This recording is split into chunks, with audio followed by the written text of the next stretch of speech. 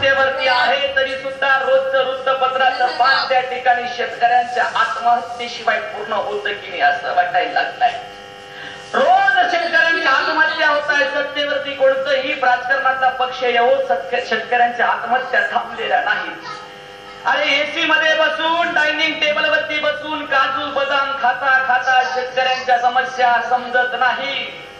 शेतकऱ्यांच्या समस्या समजून घ्यायच्या असतील तर तुम्हाला शेतकऱ्यांपर्यंत जावं लागेल, त्यांच्या गावापर्यंत जावं लागेल.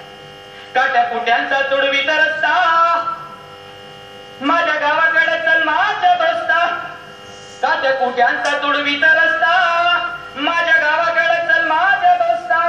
करे बापाच हिरवं राना करे माईनं पिकवलं सोनं. कशा खातात जीवाला कसता माझ्या गावाकडे चल माझ्या दोस्ता.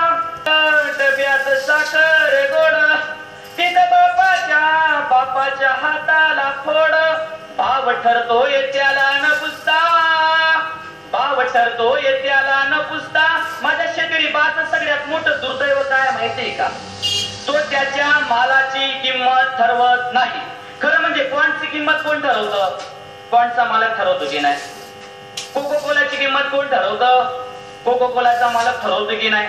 अगदी बाबा रामदेवजी सुद्धा त्याच्या पतंजलीची किंमत ठरवतो की नाही? पण माझा शेतकरी बा त्याच्या मालाची कांद्याची किंमत ठरवत नाही. त्याच्या मालाची कांद्याची किंमत कोण ठरवतं? माफ करा बरोबर. माझ्या शेतकरी आणि व्यापारी जरी असलो तरी आपला खानदानी धंदा शेतकऱ्याचा आहे आपल्याला माहिती आहे.